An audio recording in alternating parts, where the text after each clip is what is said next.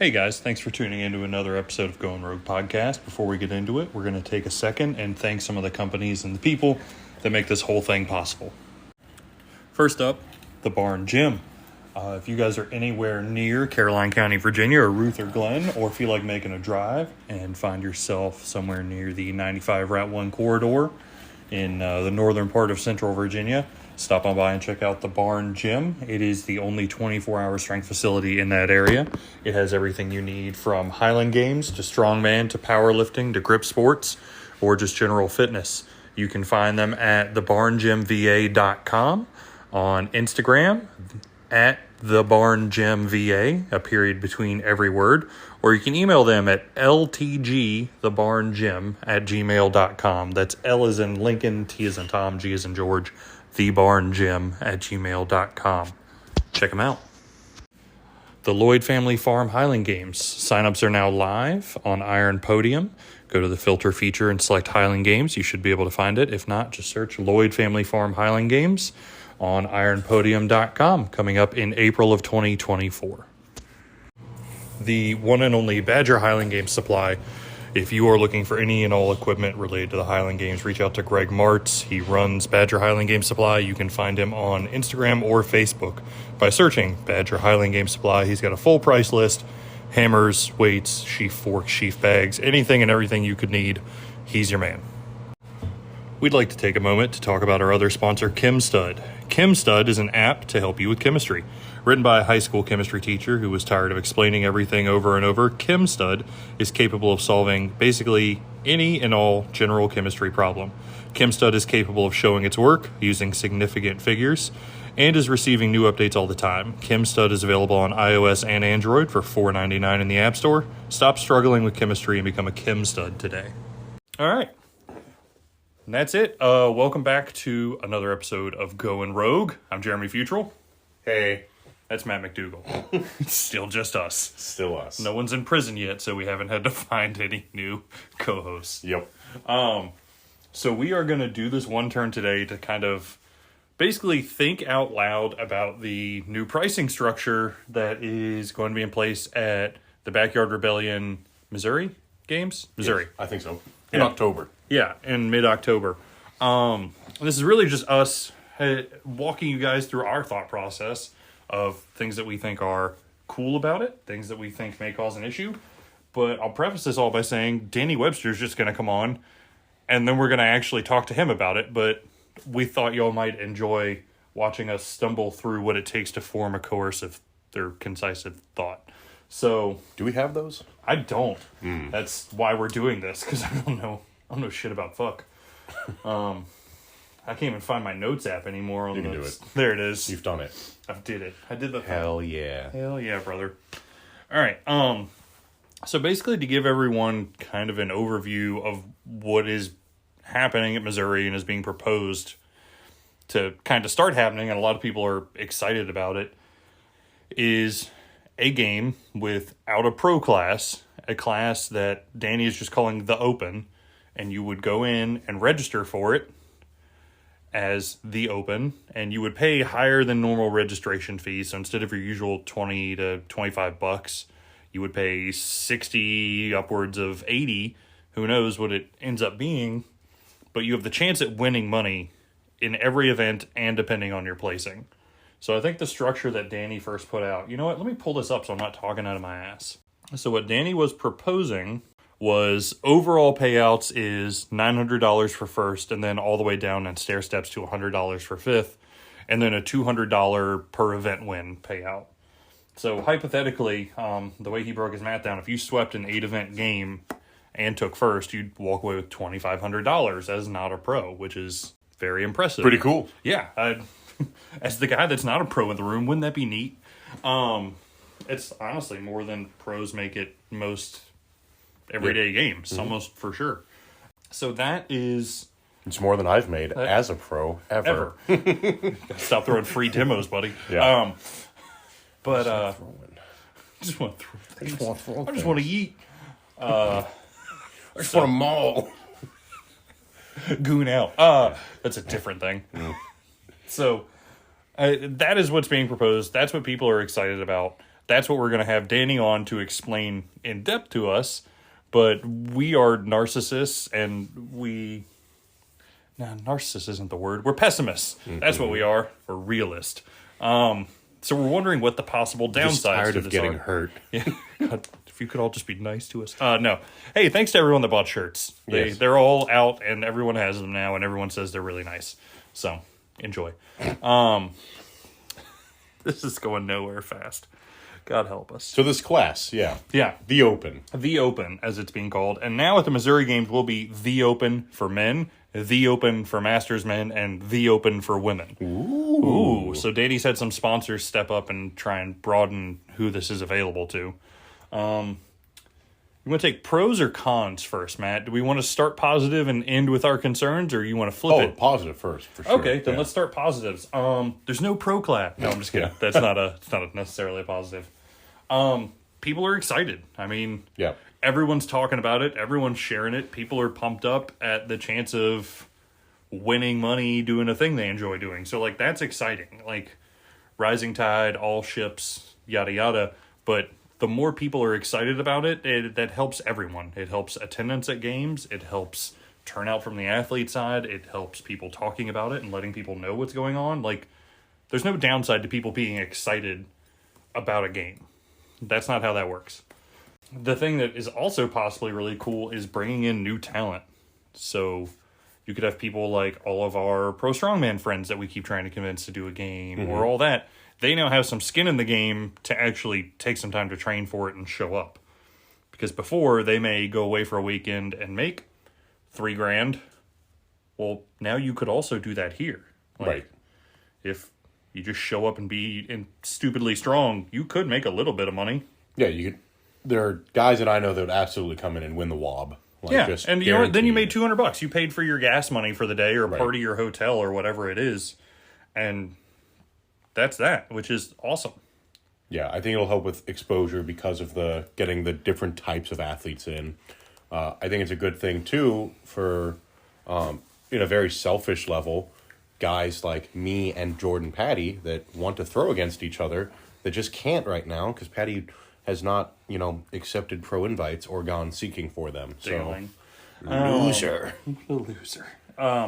He just wants to keep winning. I But guess. yeah, it basically could get all of your fringe talented people, all of your people who are part of the track and field world, the strongman world, the CrossFit world, whatever, if they're operating at a high level and there's just never been a reason for them to step over to this side, $700 is a pretty motivating reason. Yeah. Like, I'd do some terrible, terrible things for it. Sure. And now I only have to throw. So, plan B's off the table. Right. Well, for now. Yeah, for now. You got to make it till October Yeah, 1st. fire up the old OnlyFans to get me through. Right.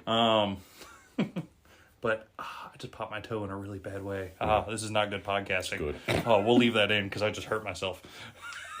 There Ow. goes his season. Right? Continues to pop toes. Well, I had to pop it back the right way. Yeah, it's really good because it does drive competition, though.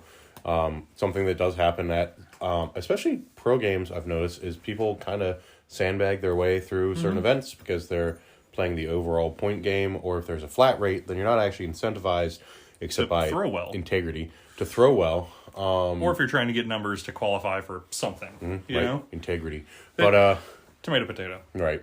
But in this system, like, being that you have to front your own money for travel, front your own money for everything else, there's no, like, if I go as a pro and I, shit the bed, then I'm just That's out. on you. I'm out the money. It's on me, and I like that. It is a really nice, honest system. So that's Right. kind of one of the big draws is Right. there's no politicking involved. There's no nothing. There's no who got invites and who didn't get invites. It's, Right. did you put up the $75 to enter and drive yourself down here? Then you get a shot at winning money. Like, it's as honest of a system as you could hope to make, like, Yeah. in a realistic standard, you know? And this is truer to the traditional Scottish system, right? Where you have pay by event. They don't actually have a pro class. They just have guys that are better than everyone else. Yeah. So that's the... Did you know Sinclair Patient started following us? Yeah. Oh, yeah. You should start following me. Yeah. Look at that. I mean, look at that. Look at us Yeah, coming very- up in the world. Very cool. I think I was in a movie about this once. Yeah, once a day. Yeah. Once upon a time. So, yeah, it's kind of based on that model. Right. I would assume. And Danny's just parallel thinking to everyone in Scotland. Yeah. So, yeah, that was everything that I had written down, and it's kind of nice knowing that, like, look, I'm already paying for my travel and hotel at every game I go to. That's already happening, so if there's a chance at making money, my financial burden is somewhat lessened, you know? That's nice, because part of what does restrict me from doing certain games is the cost to get there. But I can drive to Missouri if I know there's a chance I leave with gas money. That's pretty nice. Yeah, it's easier to sign up for those games. Yeah, it really is. So, can you think of any other pros, Matt? Anything else that's come to mind? Other than it just being neat. Something I like that isn't specific about this game, I like people doing different stuff. Yeah. I like the idea because historically in this sport, we have had all the downsides of multiple governing bodies with none of the upsides, right? So, like, if you go into powerlifting, there's a million different governing bodies, so to speak. But there are quote-unquote advantages and disadvantages to all of them, right? So, like, if you wanted to go compete untested, there's a federation for that. If you want to compete in a shirt, there's a federation for that. If you can pick and choose, hey, you want to only ever deadlift? Well, this one does a lot of deadlift meet onlys with deadlift bars. You could go do that. We had a million governing bodies, and everyone was doing the same thing, so why were we doing this? This made no sense. What is anyone gaining? So I like that, hey, if you're an AD that runs 3 or 4 games and you want to do something differently than everyone else is doing, for the love of God, do it. Why wouldn't you do it? You're going to force other people to either step up their game or get out of the way. Like, it's good for everyone. It's the capitalism method of... Yeah, well, and Danny's the one that's putting up money on this, that's running the comp, and at the end of the video he said, if it fails, it's on me and I'll accept onus for it, but it's not going to fail because I'm doing it. So it's like, hell yeah, brother, that's sick. Like, I just love that. That's not necessarily a pro to this kind of game, but I just like that people are doing things differently. I like that we have guys like Danny doing this, that we have No Fame who's figuring out different ways to market the sport. We just have people trying to improve it for once. Albeit everyone is flawed, every method is going to have flaws that go with it. At least people are working on something, so I appreciate that. So, all right, now the downsides. The downsides. Or what we think could be downsides. Theoretically. I can't put enough of an asterisk on here that we don't actually know how this is going to work yet, and we haven't even asked Danny directly. All of these are about to be asked in literally an hour. There will be a full episode that we are going to record in 2 hours. Yeah. And then we will know the answer to all of this. Man, I wish I could read my handwriting. That first one says what's bad about it. It does. Look at that. Oh, God, we're sinking. Yeah. So it may make some ADs not want to invite people. Sure. Because and I think it could go both ways the more I thought about it, hypothetically. Because from somebody like Matt's side, he signed up for something, and if those scores don't go in as pro, and an AD says, well, you threw an AM game, I'm not inviting you as a pro, you could have potentially just lost an invite. Right. Or from the flip side, there might be some AD out there that says, you competed for money, you won money, I'm not going to let you sign up for my AM game. Right. I don't know that that's the case. I don't think anyone... It's absolutely the case for women. That happens sometimes. I know it can be. Right. I think it is very dependent, not only on the AD, but who you are. Right. There are some people out there who may apply rules differently. Right. We've all heard the horror stories. It has happened. I hope it never happens again, but it's a thing. So... Yep. What the heck? Yeah. We could bring it up with Danny. Look no further than an issue of scores being there that Nina doesn't get to go to women's ECCs. Right. Because what I would call a pro women's class scores were put in as A scores for the Richmond game. Even though they got paid. This all gets very confusing. Yes. So... Yes. What? That's a whole nother thing to talk about. And actually, we'll talk about that, not right now, but next time as we talk about a website. Yes. Ooh, we'll just record another one of these after this. We'll do that immediately after. Yeah. You're going to get so much content. God, we're making so much content. And these 2 one-turns are going to be pretty short, guys. Yeah. But we just had thoughts that we wanted to get out of our heads, because you got to get the poison out. Right. So... Yeah, so the questions, again, downsides here, is if if scores are put in, if Danny does put in the scores, how is he putting them in? Would I go in as under an amateur? Would Jeremy go in under pro? Would he selectively put in scores in the database based on that? With the current database, with NASCA, you can't do things like that. With the new database, you absolutely can. Again, we'll actually talk about that later. But like by October, NASCA may not be a real thing anymore. So Fingers crossed. yeah, we're trying. Will it qualify you for big games? Oh yeah, and that's where we're going with this. Is it worth taking the time out of your season if you're a pro to try and show up to this game and win money? And then how hard do you try to win money if you're risking potential injury, if you're not peaking at the right time? And truthfully, that's not a pro or a con. That's just a question, right? So like me personally, my goals in this sport is I just like throwing. And I want to throw at the biggest games. And the biggest games for me are Celtic Classic and Worlds.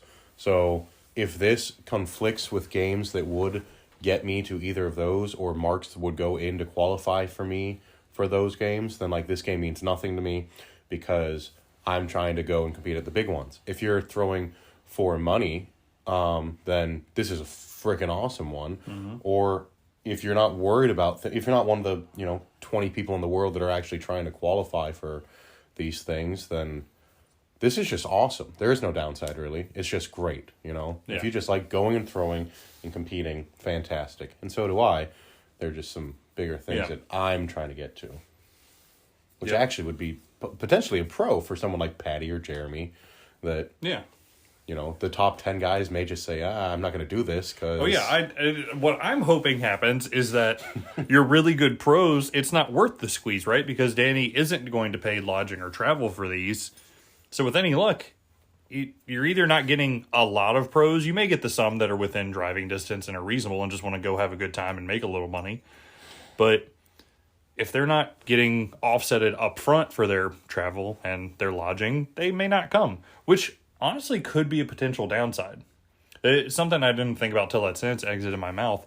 What if, because you aren't having a pro class and aren't doing all that, what if there's just not enough local talent for people to justify turning out and you only have 4 good throwers that show up? What if? Right. Here's the thing. I doubt that'll happen. Because I'm already debating driving from Virginia to Missouri to do this. So if I'm willing to do it, I'm willing to bet 6 other people are. Right. But, I was going to say, there's some cons on the ADing side of how do you present which this is what my class. next one was. Is right. Like, how do you present this class in a way that makes it different from just the men's, the open men's class? Or is that class just not going to exist? Which, again, is fine with me. I don't care. But, because we've all been to regular open class games where there are no good throwers, or there are only 1 or 2. And again, that's okay. From the AD side, that's not to dig at those games. Those games happen, they have to happen. It's fine. But if you're putting up $2,800 in prize money and that was what you got, that would be a little disappointing from the AD side. Right. If you're trying to convince sponsors and all these people to give you money to put this on, to put on this specific you want to class, put on a good show. That is the point, Right. If this is replacing a pro class, which is what it's doing at this game. Yeah, because there isn't going to be one at Missouri. So. Right. If this is replacing, then it needs to be as exciting as a pro class as far as sponsorship goes. You wouldn't want guys outside of the top 55 in the nation to show up. Right. Well, I mean, you'd want everyone to show up. Yeah, but it's look, here's the thing. You'd love to have a class of 20 guys, but you want a significant showing. Sorry. I guess I shouldn't say that you wouldn't want guys outside of that, but you would want a good showing. You would want a field of good athletes. You want to have at least 4 or, 5 guys that your announcer can say, oh, and this guy is, top blank in the country, and, this matters, and, ooh, look at that, and that's what you want to throw to look like. Yeah. Whether an A or pro or not doesn't fucking matter, but, you want something. Say half the pros aren't over 7,000 points. So. Yeah, fair. Because our year's just about over. We need to look at that. Put that in another episode. Yeah. But I think I finished 22nd. Oh. Yeah. Look at little buddy go. So nifty. All right. So the other downside, which is also kind of from the AD side, is that what he's talking about is expensive. Not that any part of ADing is cheap. We learned that lesson. It's all very painful. It really is. So shout out to him. He's saying he's got sponsors involved, which is awesome. Danny, tell me how you did that. People like Danny. Shit. God damn it. We're never going to get any money. If you want to sponsor... No. Yeah, that's what those ads at the beginning were. Get used to it. Yeah, please. And if you want one of those, DM me. We have a structure set up. I will give you one. Beginning, end, middle. I'll do things to you. What he's talking about is expensive. Like, hypothetically, he's paying $2,800.